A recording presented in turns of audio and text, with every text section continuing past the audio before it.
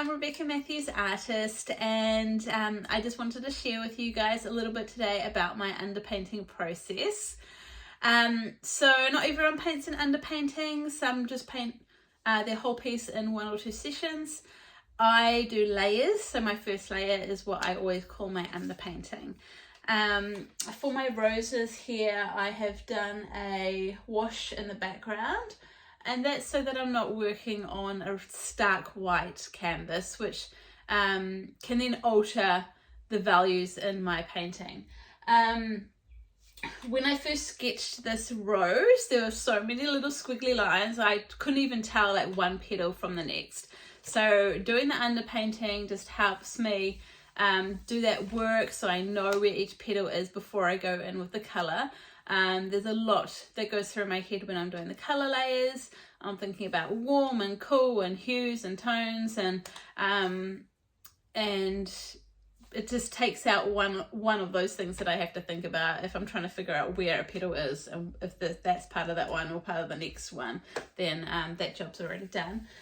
It also sets the values of the painting, so my darks, my lights, my mid-tones, and I can make changes at this stage that I think aren't going to work for this piece, and I can see a few now which I might change. This petal down here is very straight, so to me that sort of draws my eye in, so I want to shape that off a little bit and also lighten it a bit, because that darkness on that petal is drawing my eye to that spot where I don't really want it to.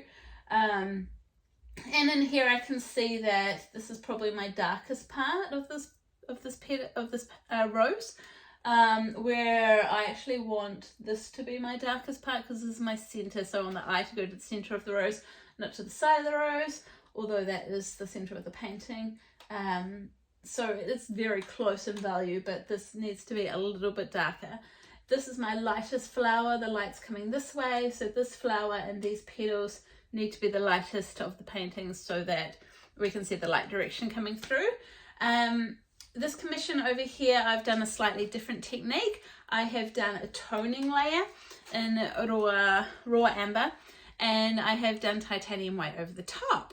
So with this one, I mean, there's quite a lot of detailed little flowers, and I didn't really want to paint in and around those, so I've done the toning layer. And I really wanted, these are actually going to be white flowers, so I really wanted the white underpainting to help with the luminosity of the flower going forward, so I have put white back in on over the top.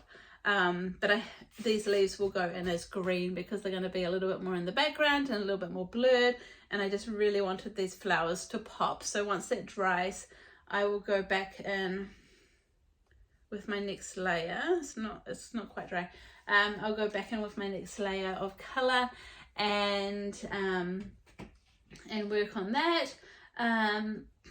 If you're familiar with my work, the Blooming series, I did a colour underpainting. They're very tiny little flowers, and I just thought that I would lose a lot of the detail in the underpainting if I went in with a grayscale grisaille. So I went straight in with colour. The Botanical Artist series, however, I did a really detailed grisaille and painted over the top with my layers, and I really wanted the detail of the underpainting to dictate how that piece would end up. So yeah, thank you so much for joining me, and I just hope that you guys stick around to see how these paintings progress. I'm really looking forward to it. Thank you. See you guys.